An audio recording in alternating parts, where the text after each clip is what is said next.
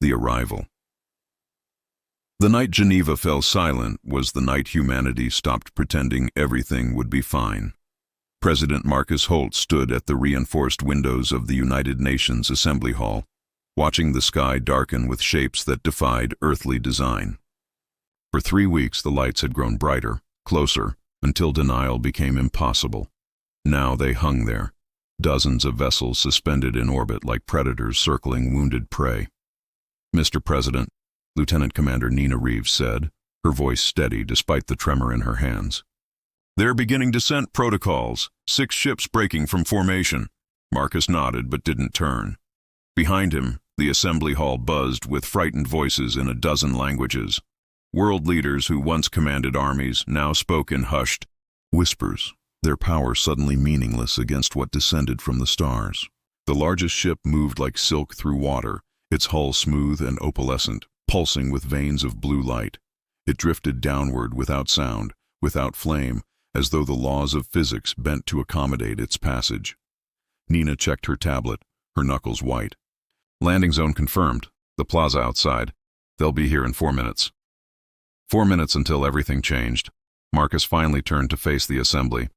Pale faces stared back. The Prime Minister of Japan, the Chancellor of Germany, the President of Brazil, all of them waiting for someone to tell them what to do. He had no answers.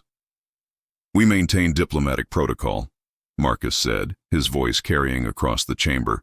"No weapons drawn unless they fire first. We listen to what they have to say.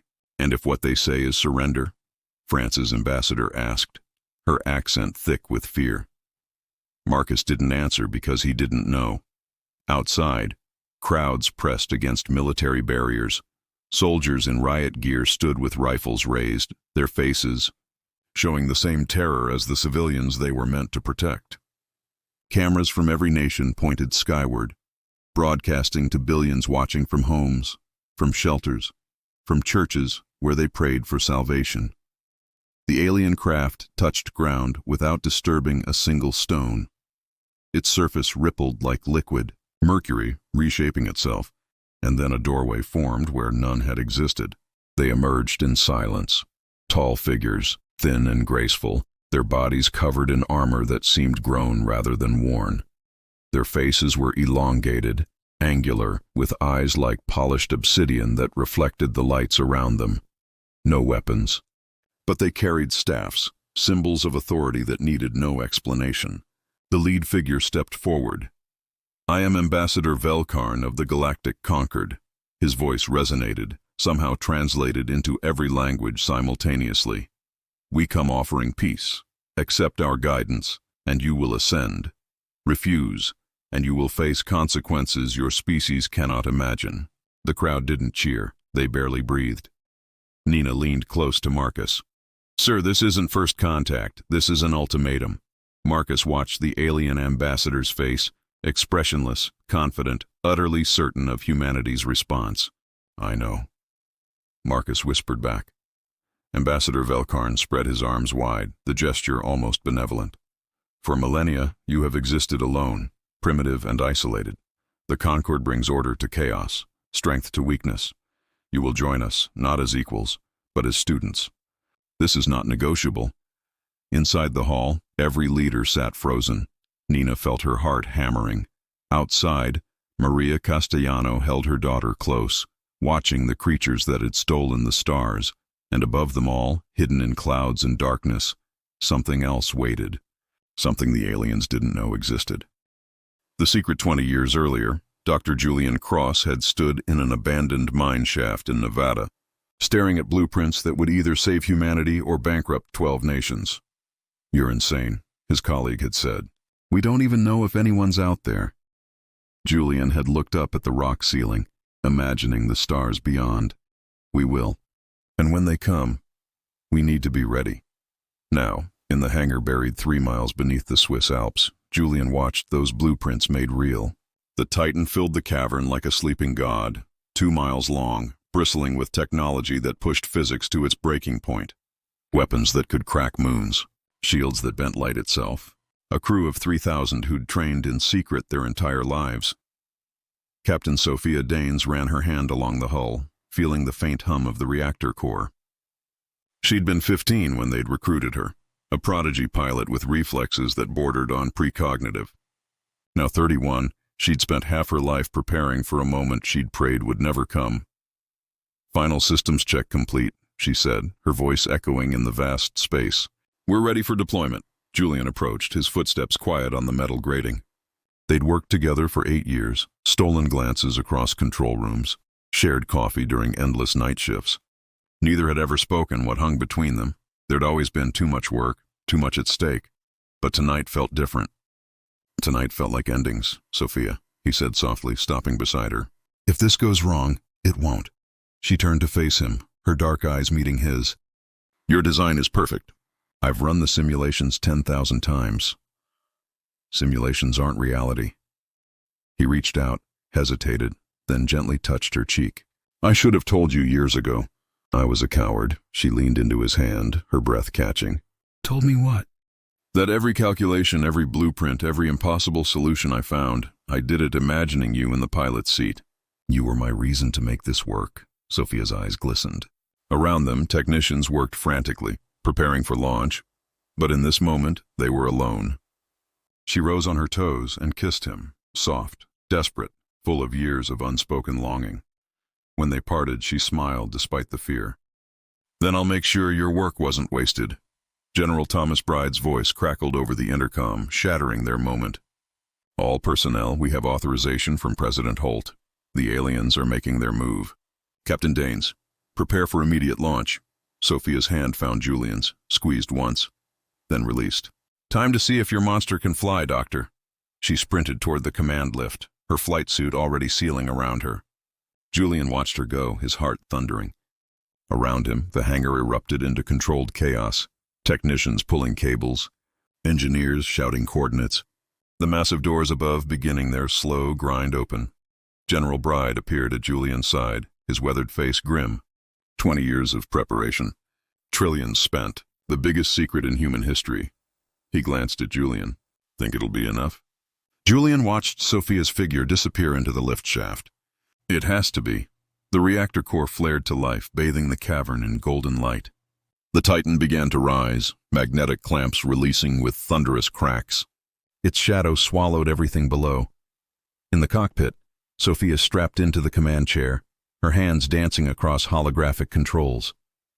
The neural interface connected, and suddenly she wasn't sitting in a chair. She was the ship. Every sensor was her skin, every weapon her fist, every thruster her breath. "Titan actual to command," she said, her voice steady. "All systems green. Beginning ascent." Below, Julian whispered words she couldn't hear. "Come back to me." The mountain above split open, and the Titan rose into the night sky, invisible to radar, silent as a ghost. In Geneva, the aliens continued their ultimatum, confident in humanity's helplessness. They had no idea what was coming. The choice President Marcus Holt's hands trembled as he gripped the podium inside the emergency session chamber. Around him, the most powerful people on Earth waited for guidance he didn't have. Ambassador Velkarn's words still echoed through the hall's speakers. "You have 1 hour to accept the Concord's terms. Refuse, and we will demonstrate why resistance is futile." "We can't fight them," the Russian premier said, his voice hoarse. "Their technology is centuries beyond ours. Surrender is the only logical option." "Surrender?" The Brazilian president stood, her face flushed. "You mean slavery? That's what he's offering, our freedom for survival." Lieutenant Commander Nina Reeves stood near the back, watching the debate spiral. She'd received the encrypted message 10 minutes ago. Titan ready for deployment, awaiting authorization.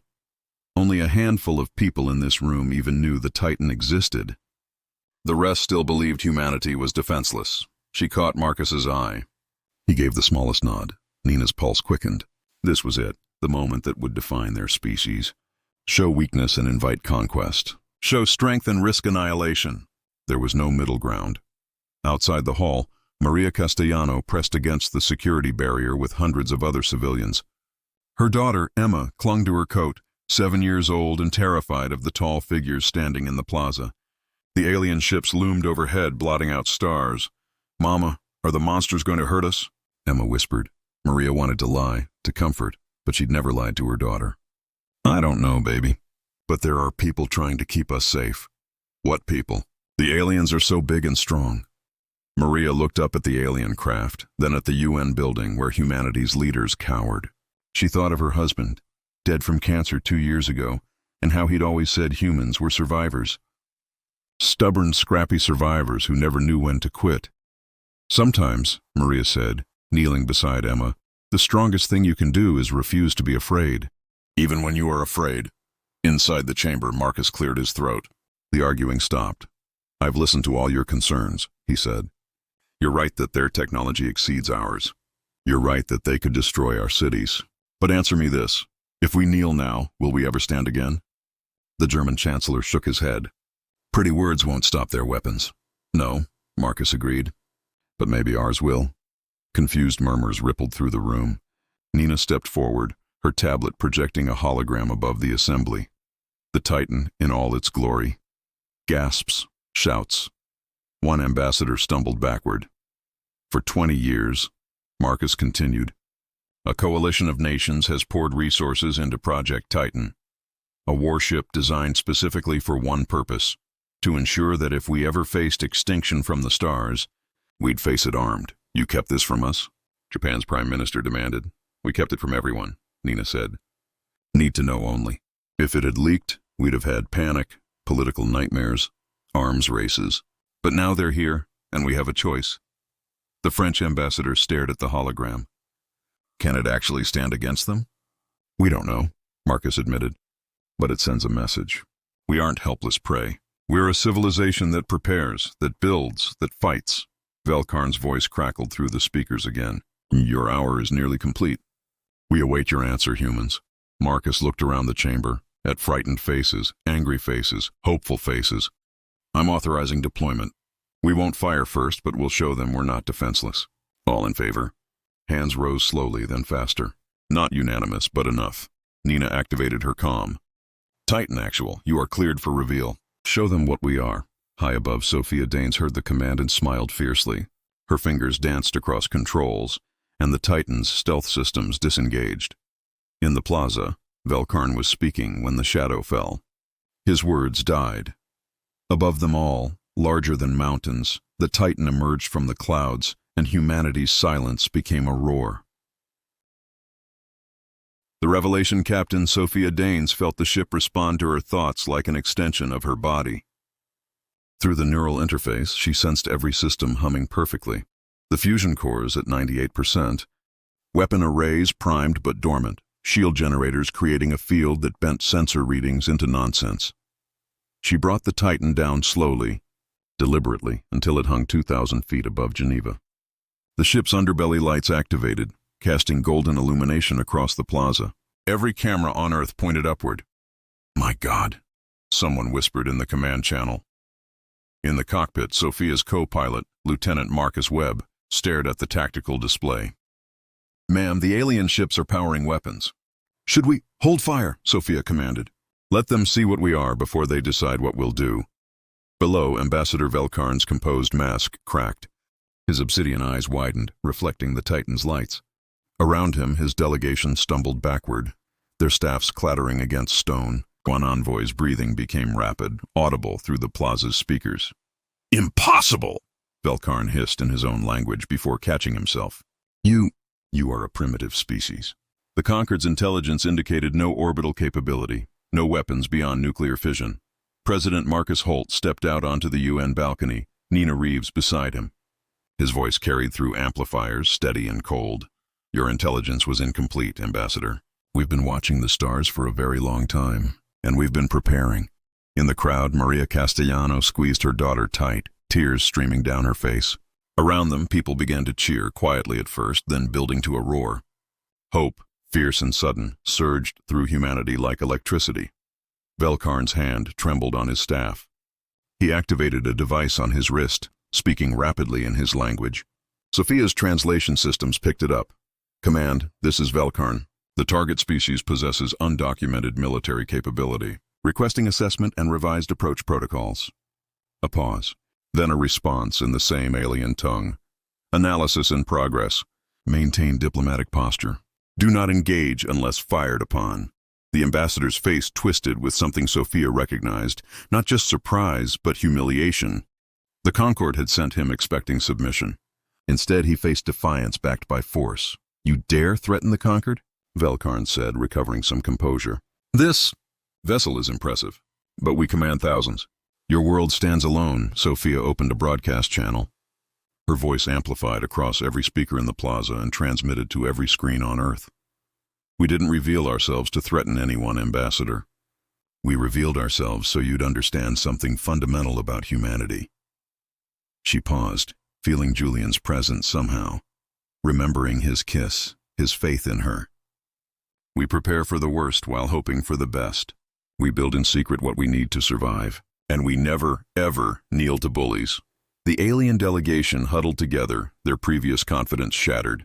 Velkarn's eyes darted between the Titan and the UN building, calculating odds he clearly didn't like. 3 miles beneath the Alps, Dr. Julian Cross watched through remote feeds, his heart swelling with pride and terror. General Bride stood beside him, arms crossed. She's magnificent, Bride murmured. Your design, her execution, perfect. If they attack, Julian started, then we find out if 20 years was enough. Bride's jaw tightened.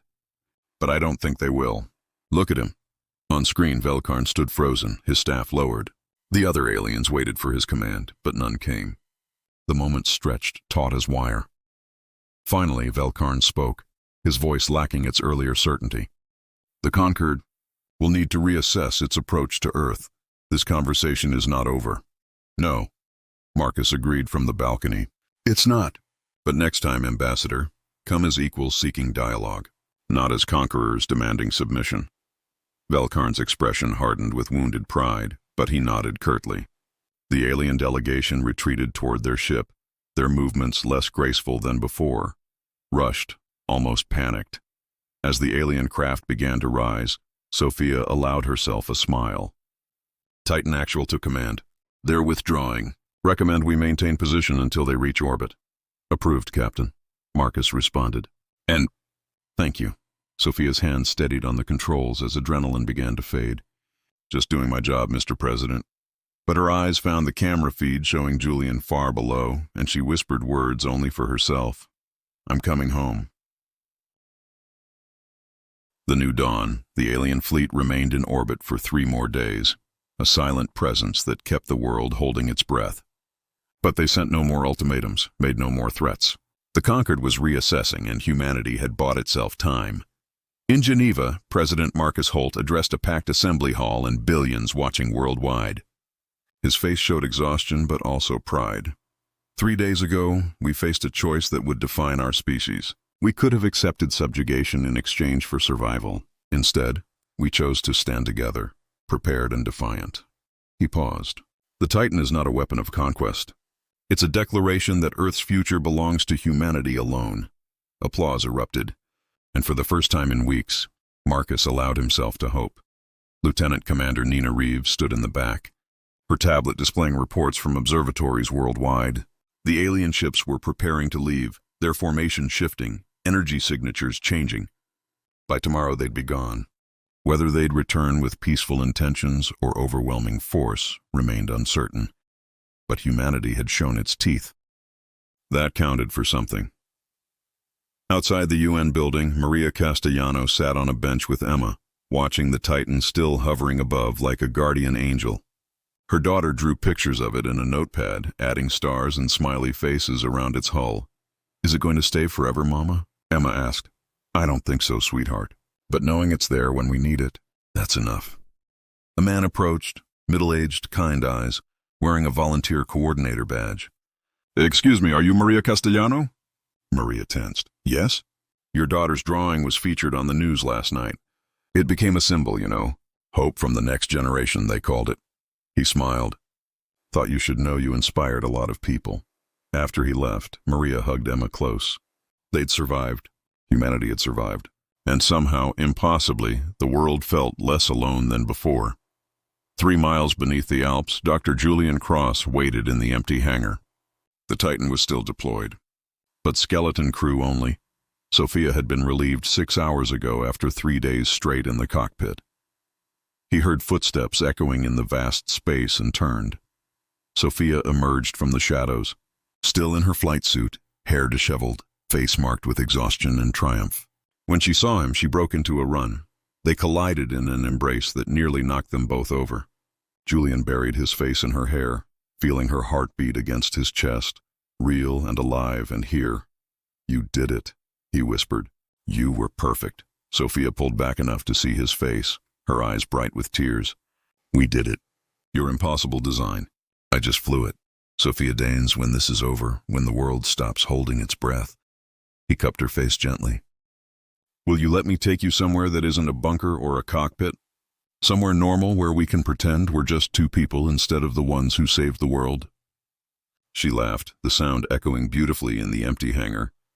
"Dr. Cross, are you asking me on a date?" "I'm asking for a chance at all the moments we sacrificed for this." His thumb traced her cheekbone. "A lifetime of moments, if you'll have me." Her answer was a kiss, deep and fierce and full of promise. Around them, the hangar lights dimmed as systems powered down. The crisis was passing. Life could begin again. When they finally parted, Sophia smiled against his lips. "Take me dancing, somewhere with terrible music and overpriced drinks where nobody knows who we are." Deal. High above, the alien fleet began its departure. Ambassador Velkarn stood on his command ship's bridge, watching Earth shrink in the view screen. His superior's voice crackled through the comm. "Your report indicates the humans possess capabilities that warrant caution." "More than caution," Velkarn said bitterly. "They built a dreadnought-class vessel without any external guidance. They did it in secret, coordinated across fractious nations, and deployed it at the precise psychological moment." He paused. "They are dangerous, Commander." "Not because of their technology alone, but because they refuse to accept defeat before trying." "Recommendation?" Velkarn stared at the blue-green world below. "Leave them alone for now. Let them develop, mature. If we return in a century, perhaps they'll be ready to join as equals rather than subjects. And if they become a threat?" "They already are, Commander. We just chose to acknowledge it before they forced us to." The fleet jumped to faster-than-light travel, leaving Earth's system behind. In Geneva, as dawn broke, President Marcus Holt stood with Nina Reeves watching the last alien ship disappear from sensors. "What now?" Nina asked. Marcus looked at the Titan hovering above the city, then at the crowds beginning to gather in the streets, people celebrating, mourning, trying to process that they still had a future. "Now?" He smiled wearily. "Now we figure out what kind of species we want to be when they come back. Because they will come back, Lieutenant Commander, and next time, we need to be ready with more than just one ship and stubborn silence." "Then we'd better get building," Nina said. As the sun rose over Earth, the Titan began its descent back to its hidden hangar. Sophia guided it home with gentle hands, Julian's voice in her ear, and the whole world watching. Humanity had spoken without words. They had shown the stars what they were: survivors, builders, fighters who prepared for the worst while hoping for the best. And in the silence that followed the aliens' departure, in the celebrations and the tears and the quiet moments of relief, a new era began, one where Earth knew it wasn't alone, but also knew it would never kneel.